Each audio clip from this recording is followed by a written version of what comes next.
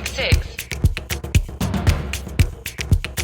We're speaking now with Dr. Robert Mogielnicki, Senior Resident Scholar at the Arab Gulf States Institute in Washington and Professorial Lecturer at George Washington University. Robert is also a very go-to quote for reporters looking for expert insight on stories about virtually anything related to the Gulf states and the political economy of the Middle East region, including the BBC, New York Times, CNN. The list could go on for the entire show, Richard. He's a columnist and contributor for major media outlets as well. Robert, welcome back onto the 966. Always a pleasure and nice to see you again. Great. I'm happy to be back. Robert, yes, everything Lucian said, and we were laughing beforehand, your topical expertise, and also as we were talking about your ease of engagement. We always love these conversations. We could have you on every other month or every month, basically, because of what we're interested in. You know, your expertise in political economy. It's just spot on. Today, you know, we reached out to you and said, hey, can we talk about the Public Investment Fund, PIF? And I know it will expand beyond that, but we'll start with that, and that's simply because it plays such an enormous role in everything Saudi Arabia is trying to do, externally, internally. It's just, and actually, let me just take one of your quotes. And as Lucian said, you're quoted in a lot of places. This was an economist this summer. You referred to the PIF as screaming onto the scene with an, quote, everything, everywhere, all at once investment approach, unquote, which I think is an apt description. Can you elaborate on this a little bit, and we'll get going. We'll go wherever this takes us. Sure. Well, I will, doing my good due diligence here, I'll refer to what the Public Investment Fund says about its own activities in its annual report. The most recent comprehensive one is from 2022. And if you look at the kind of the fund's own reflection of its activities over the history of the fund, it starts in the 70s, and then the next link or the next marker for activity really starts in 2014, when there was a tweak to I guess how the fund was managed and how it was going to be oriented moving forward. And then 2015, 16, 17, the next few years, it really accelerated tremendously. And that's, I guess, in a nutshell, if you look at that, the timeline that others have put together too, but even the PIF's own timeline, you can see there's this long period where it acted in a much different manner, kind of sleepier. You could refer to it as sleepier or cautious. It really a conglomerate of government holdings. But then all of that changed a few years ago. And that's why I said it really came screaming onto the scene over the last few years. The everything, everywhere, all at once was my sad attempt to tap into kind of pop culture. But I actually didn't. I have not yet watched that movie, but I still think that the title, from what I know about it and what I read about it, the title did a good job describing how we have seen the PIF's investment approach unfold, in particular over the past couple of years. I guess I'd say, if you try to whittle down these investments, it's really hard to say, this is exactly what the fund is focused on. There's so many different domains, there's so many different industries, so many sectors, so many different ways in which the fund is deploying capital. Many of these approaches draw some criticism. There's criticism that comes from that. Others attract a certain degree of buzz and interest and intrigue. But when you put it all together, it's a pretty impressive collection of activities that this entity has managed to engage itself in. And I expect that's what we'll be talking about for the rest of the episode today. Well, it is. And the range and the extent, I mean, just in recent months, it's taken obviously everyone's familiar with its approach to it with Live Golf and the golfing industry and football. These are sort of top of the fold, very trendy conversations. At the same time, I mean, just recently they invested $3.6 billion in an aircraft leasing business. They've invested $2.5 billion in Vale Minerals, a Brazilian mining firm. They sort of run independently, and this is apart from other investments they have, 5 giga projects. I mean, that are, PIF, including NEOM and Roshan and Daraya and Qiddiya and the Red Sea development. All these things these are specifically PIF giga investments, and of course they're throughout the economy in many, many ways. They've took a $1.3 billion total investment in 4 Saudi-based contracting firms to help boost that sector. But it is interesting, as you said, traditionally, up until 2015, it was sort of operated as a traditional sovereign wealth fund. And now it's revamped its style. Is there any, in your experiences, are there measurables? Are there comparables? Are there other SWFs that are doing the same sort of thing across so many different areas of interest?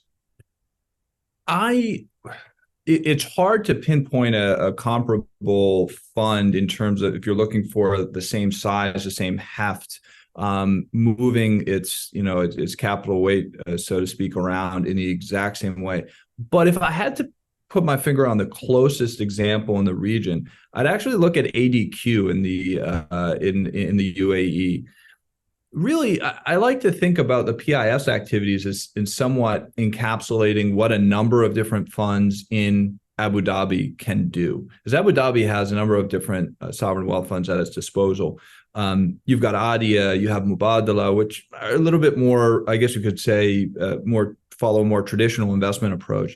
Some of the larger fund, ADIA, is a bit more cautious in the way that it deploys capital. Mubadala has a slightly different approach.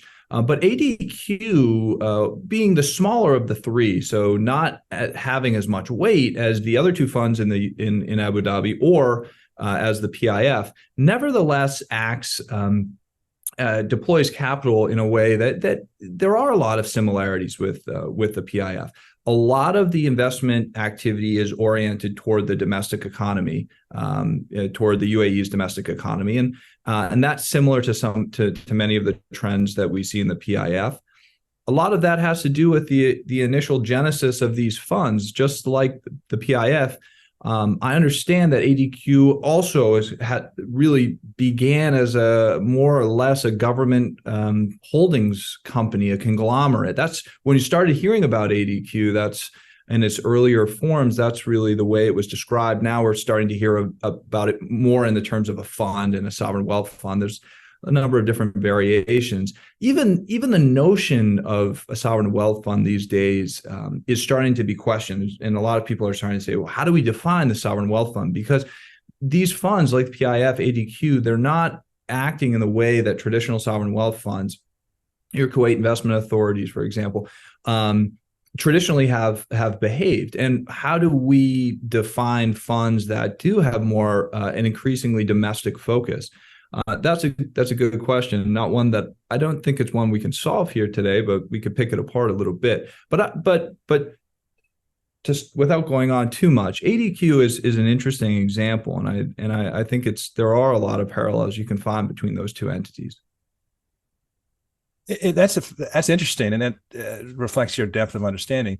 If you look at metrics of sovereign wealth funds, where they invest, the largest in the globe, the Norway's sovereign wealth fund, 100% international. Yeah. The top 2 that invest domestically are ADQ at 89% of its assets invested domestically, and number 2, just as you say, PIF, 79% invested domestically. And I think this is one of the things I wanted to get to, because if you're just a layman and you read the headlines, and everything Saudi Arabia does is controversial, of course, and it gets attention, it would appear that they're out buying up the world. Mm-hmm. When in fact, as you point out, the lion's share, the significant majority, is invested domestically. Yeah. I think the one explanation for that is, if you're looking at the assets under management, many of the assets under management in these funds are domestic holdings. I mean, are state-owned companies or shares of state-owned entities or otherwise. So, I mean, I guess to explain this on a very foundational level, the assets that they have at their disposal, there is a hefty chunk of domestic assets anyway. So, kind of the way in which the sovereign wealth funds like the public investment fund are leveraging these assets in many cases are going to be domestically oriented activities. That's one. There, of course, is the international investment component. And I guess the reality is, yes, a lot of these investments are very high profile. A lot of the PIF's recent investments in particular have been very high profile, have been very splashy, have been, some might even say, aggressive in pushing into new domains that many international observers and investors thought the Saudis would not be able to effectively elbow into, like golf, the global golf world. But they have gone about that, and I think that to some degree, whether you agree or not with these investment approaches, I think you do have to give some credit where credit is due for the way in which the sovereign wealth fund went about cornering a particular market, whether it's golf, and how they went about strategically facilitating that investment.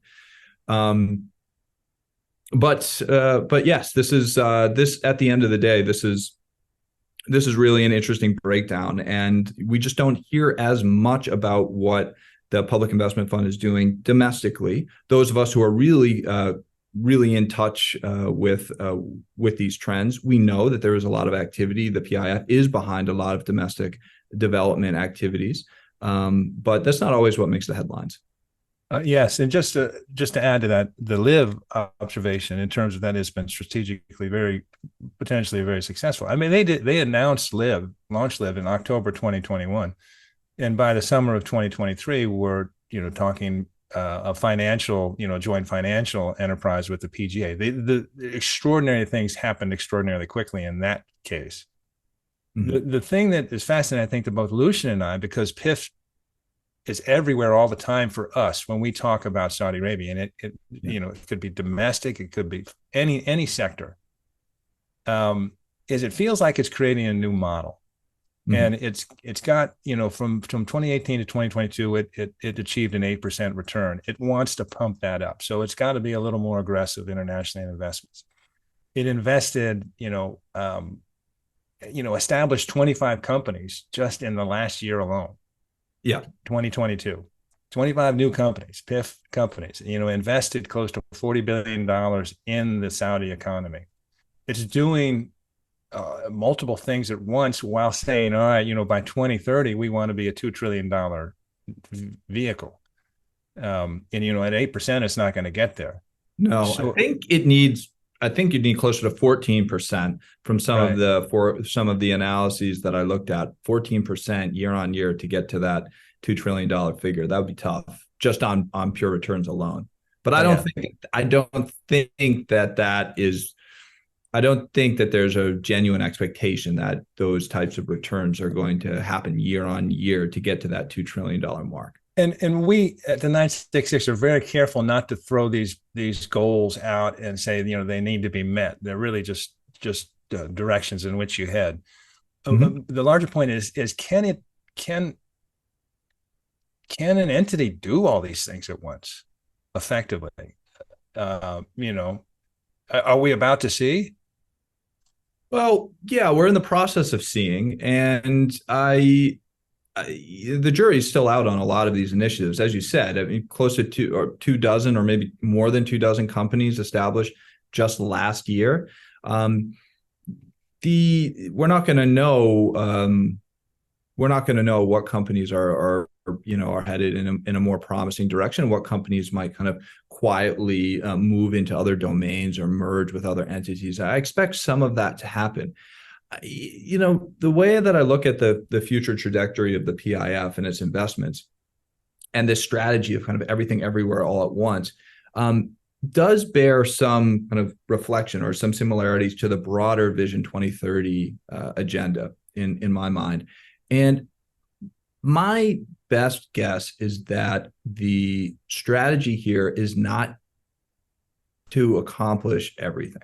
That the goal, there's a genuine, there's a recognition that everything cannot be done and every target cannot be met. But if we are ambitious enough and we're moving fast enough in a number of different directions, so that if a couple of those avenues pan out as well or better than expected, the end result, the net result, is going to be a very positive one. And if you're placing so many chips in so many different on so many different tables, I think some of those bets are going to pay out, and then it will also, the success in those domains will perhaps obscure or make up for some of the expected areas where progress, where the targets have not been met and progress has been more limited than hoped. I think that's the strategy there is, aim quite far ahead and hope that where you end up is that you're pretty happy with and satisfied. I think that's a critical, and we'll turn to your question, Lucian. I just think, and just for our listeners, but whomever is looking at Saudi Arabia, I think that's a critical point you make, Robert, because Vision 20 PIF is the key instrument of Vision 2030. Yes. Obviously, I think Mohammed bin Salman is a key instrument of Vision 2030 ultimately, but what PIF does is way beyond investment numbers or rates of return or this sort of thing. In my mind, PIF is sort of the lead champion of which sectors are going to be prioritized, and they've prioritized 13 sectors. So one is strategy. Two is they are the watchdog. They're like sort of the gatekeeper, the metrics. This is how so it's an urgency thing. We want you to move along quickly, and we want you to meet these metrics. So we have the strategy, and these are the key performance indicators you have to hit.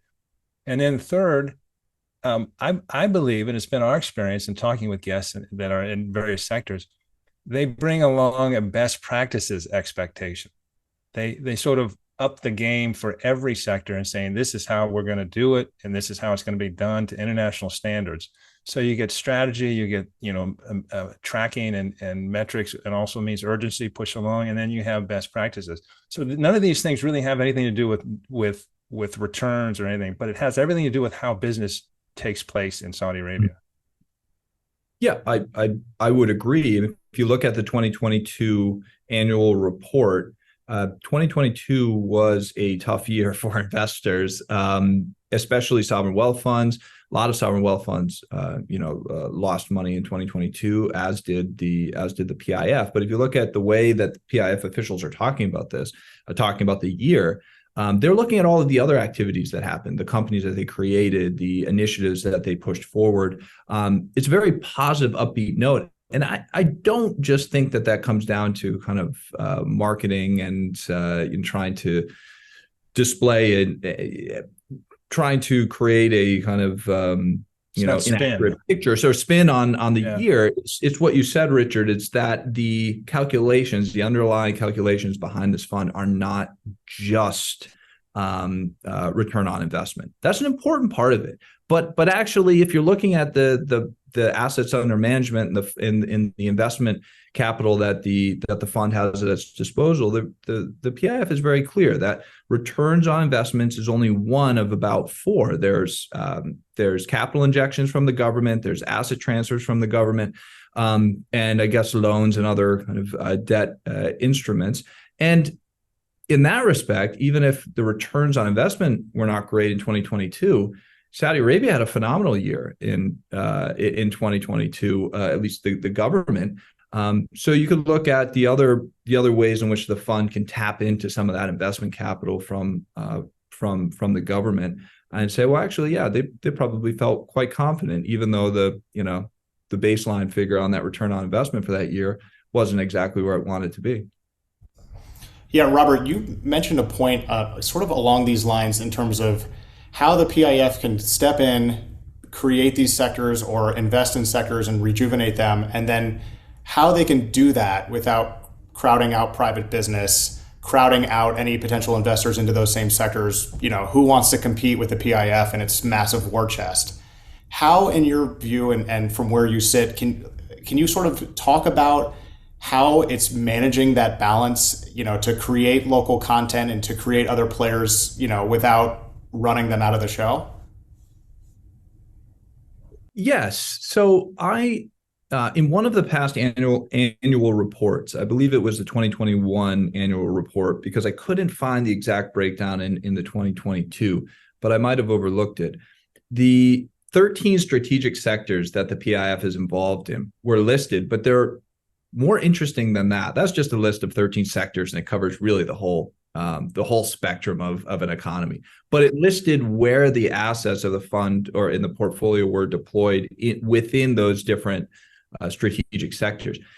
And what I found was really interesting. What I found is, even though there were 13 strategic sectors, most of them really only accounted for low single digits of where the assets under management were allocated. There were 3 different strategic sectors that consumed at least this, and these figures shouldn't be taken as entirely up to date and accurate because they are from a year or two ago.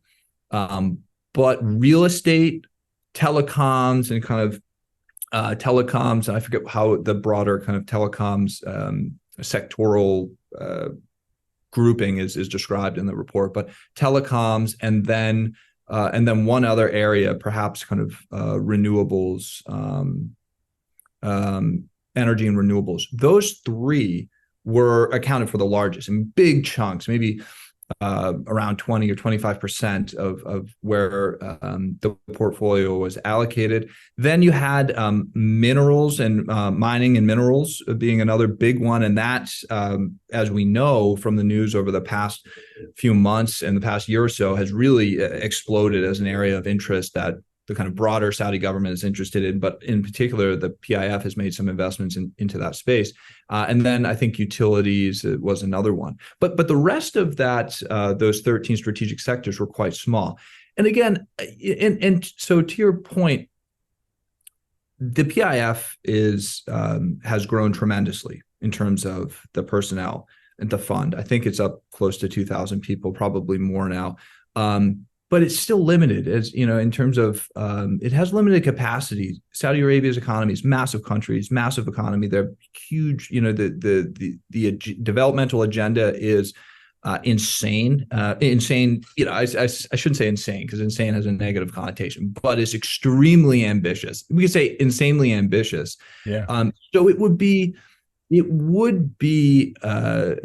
It doesn't make sense to put that entire responsibility on the shoulders of the PIF and make the PIF the main conduit for every single one of these sectors. I think there will come a point where there has to be a kind of clear designation. Okay, we are involved in a number of different sectors of this economy, but really we have priorities, and here are the priorities.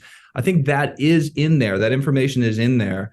But if you actually break it apart, you say, oh, well, there's actually an opportunity where, yes, the fund's looking for strategic investments in these sectors, but they're not overwhelmingly involved in these sectors. This is an area where there's more room for others to come in. I will just end this response by saying that I had a long chat with a reporter about the PIF, and he asked me, how do we assess progress? And the progress, specifically to your question, Lucian, about the PIF promoting investments in these different sectors, growing nascent sectors in Saudi Arabia. And I said, I think you have to look at it at this stage. You have to assess progress or lack thereof on the basis of whether the PIF has been an effective spotlight on opportunities within Saudi Arabia. And then kind of as a second course of action, the degree to which the PIF has facilitated investments in whether those are local investments, regional or international investments into those opportunities. Of course, you can look at the international investments that PIF is engaged in, but really, for me, the big marker of success thus far has been the PIF's ability to highlight those opportunities within the kingdom.